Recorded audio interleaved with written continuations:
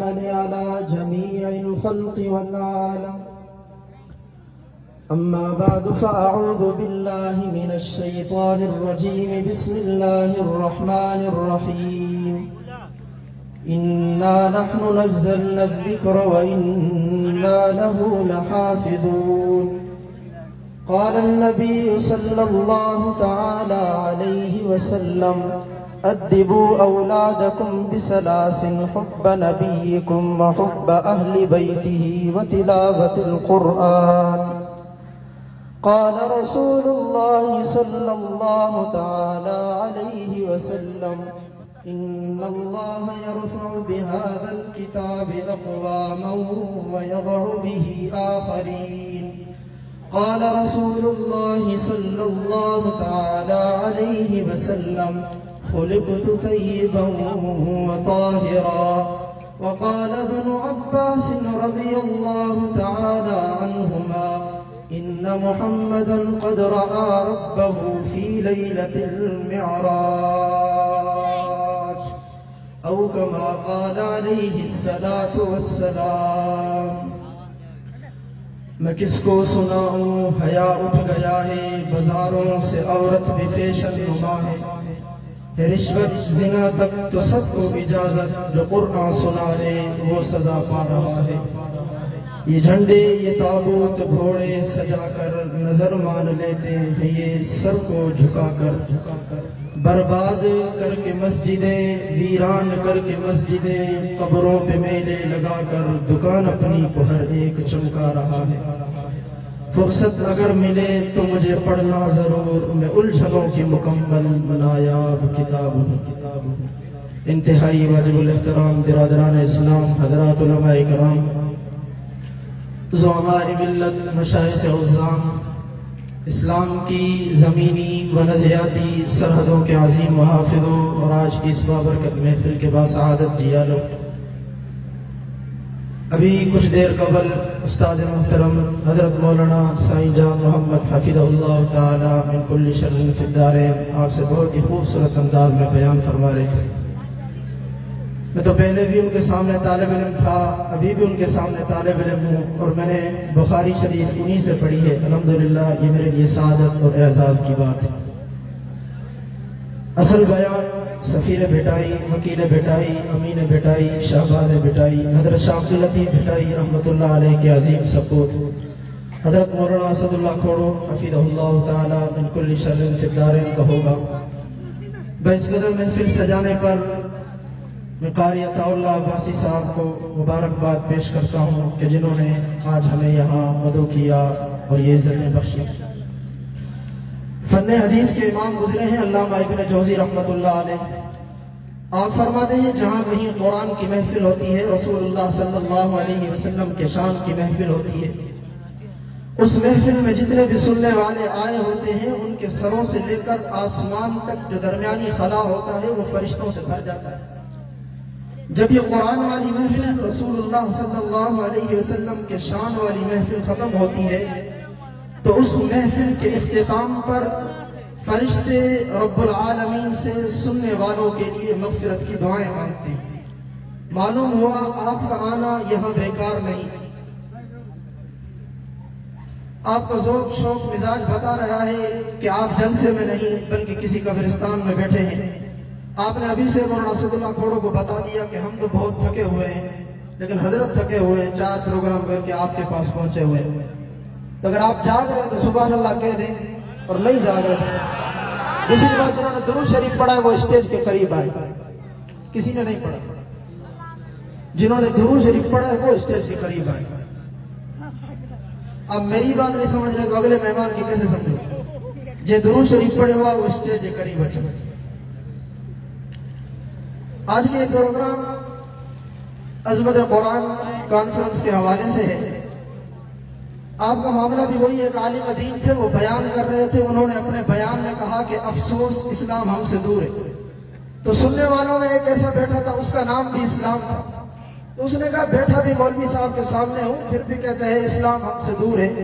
تو مولوی صاحب نے سانس لی، پھر دوبارہ کہا افسوس اسلام ہم سے دور ہے. تو اس نے کہا اب لگتا ہے مولوی صاحب نے کھانا نہیں کھایا، دماغ کام نہیں کر رہا. सामने बैठा हूं, फिर भी कहता है इस्लाम हमसे दूर है। तो वो कुर्सी उठाकर कोने में चला गया। फिर मौलवी साहब ने तीसरी बार कहा कि अफसोस आज इस्लाम हमसे बहुत दूर चला गया। तो वो कुर्सी उठाकर स्टेज पर आए और कहने लगे कि मौलवी साहब अब इस्लाम दूर नहीं बल्कि अब इस्लाम आपके करीब आ गए।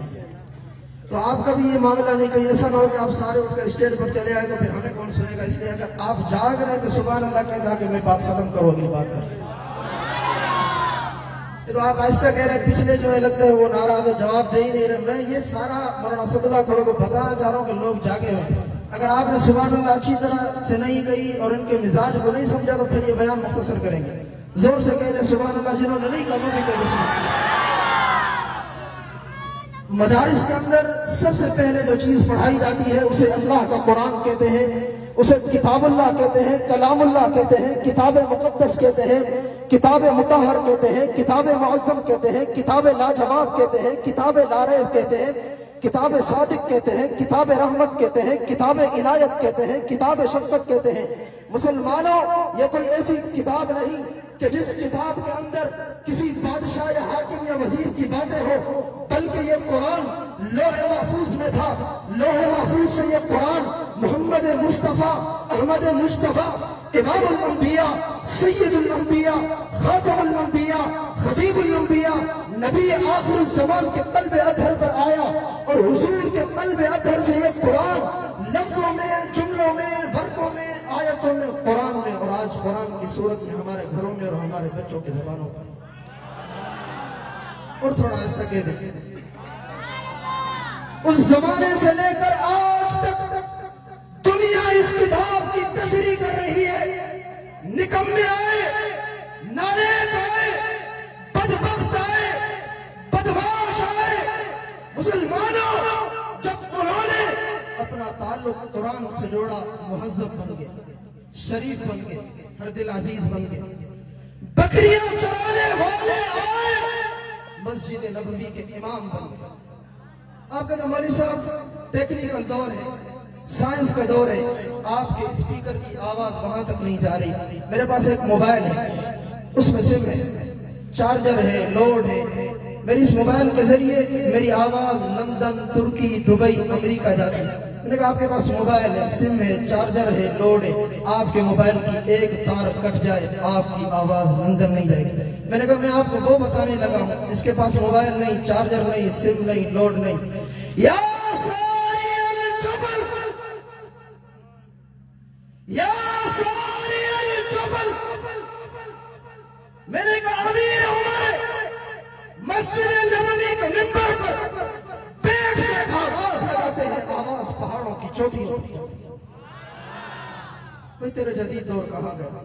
कहते मौलवी साहब टेक्निकल दौर है, साइंस का दौर है, दुनिया चांद पर पहुंच गई है, आप अभी तक बच्चों को 1400 साल पुरानी बातें पढ़ा रहे हैं, कोई नई बात करे। मैंने कहा नई बात करे, कहते जी हाँ। मैंने कहा दुनिया इतनी जदीद हो गई है तो फिर इस मुंह से न खा, फिर खाने का रास्ता कोई और तलाश कर, फिर पीने का रास्ता कोई और तलाश कर। लोगों, दुनिया कितनी जदीद हो जाए, कुरान हर दौर में जदीद। अब थोड़ा जोर से तो कह दें, आज हम जिस चार दीवारी में महफूज हैं, लोग आते हैं और चले जाते हैं। इस चार दीवारी का तकद्दुस को, माहौल को समझते नहीं कि इनकी अहमियत क्या है। मदरसा करता क्या है? ये अफराद तैयार करता है, ये रिजाल साजी के कारखाने हैं। और याद रखना, दुनिया में सबसे मुश्किल काम अफराद की तैयारी है। जी हाँ, इस तैयारी के लिए अल्लाह ने बराह रास्त अपने नबियों को भेजा है और उनकी अकल की वही के जरिए रहनुमाई की है। फिर उस वही की रहनुमाई के तहत नबियों की अकल ने अफराद तैयार किए हैं। फिर ऐसी अफराद शादी हुई है कि मैं साबिका नबियों की तरफ नहीं जाता। मेरे नबी ने खुद सहाबा जैसी एक ऐसी जमात तैयार की थी जो हुक्मरान भी थे, अदीब भी थे, मुहद्दिस भी थे, मुबल्लिग भी थे। ये क्या है जी? ये नमल यूनिवर्सिटी है। ये क्या है जी? एनएड यूनिवर्सिटी है। ये क्या है जी? ये मेडिकल यूनिवर्सिटी है। ये क्या करती है जी? ये डॉक्टर तैयार करती है। दुनिया की हर यूनिवर्सिटी एक मखसूस काम कर रही है।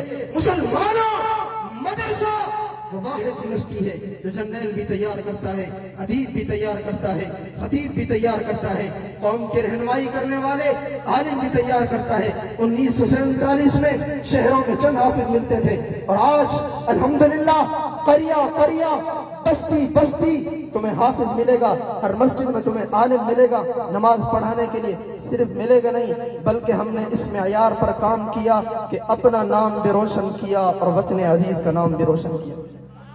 اگلی آخری بات، اللہ تعالیٰ نے جب حضرت موسیٰ علیہ السلام کو تورات دی، آپ نے تورات کو پڑھا، تورات کو کھولا، فرمانے لگے کہ ربا میں نے تو اس تورات میں پڑھا ہے کہ جو تیرے نبی کی آخری امت آئے گی، ہم الآخرون السابقون، دنیا میں آئیں گے تو سب سے آخر میں، لیکن قیامت کے دن جائیں گے جنت میں سب سے پہلے۔ ربا یہ خوش نصیب امت مجھے عطا کر۔ اللہ نے فرمایا کلیم، اے میرے کلیم، یہ آخری امت میرے آخری نبی کی ہوگی، اور فرمایا کہ ربا میں نے اس تورات میں پڑھا ہے کہ تیرے آخری نبی کی امت آئے گی، جو قرآن ان پر نازل ہوگا ان کے نبی پر اس قرآن کو اپنے سینے میں محفوظ کرے گا۔ اور تھوڑا آہستہ کہتے سبحان اللہ، ربا یہ خوش نصیب امت مجھے عطا کر۔ فرمایا میرے کلیم، یہ خوش نصیب امت میرے آخری نبی کی ہوگی۔ کاش ہم اس اعزاز کو سمجھتے، اس نسبت کو سمجھتے۔ آپ ساتھ نہیں دے رہے، یہی ختم کر رہا ہوں۔ ملک و ملت پہ فدا ہو میرے رواں کرتے چلو، یہ حیات چند روزہ جاویداں کرتے چلو، خالد و زرار کی دینی حمیت کی قسم، بت قدوں سے پھر بتوں کو بے نشاں کرتے چلو۔ زندگی کیفی اسی حسن عمل کا نام ہے، کفر کو نابود حق کو جاویداں کرتے چلو۔ زندگی کیا ہے؟ تڑپ کشمکش جستجو، جسے چین آ گیا اسے موت آ گئی، گما لینا۔ کسی فرعون کو مشکل کشا کہہ دوں یہ مشکل ہے، کسی فرعون کو مشکل کشا کہہ دوں یہ مشکل ہے، کسی دجال کو انبیاء کہہ دوں یہ مشکل ہے۔ مجھے زنجیر پہنا دو، مجھے سولی پہ لٹکا دو، مجھے زنجیر پہنا دو، مجھے سولی پہ لٹکا دو، اگر میں رہزنوں کو رہنما کہہ دوں یہ مشکل ہے۔ یہ تھے محترم جناب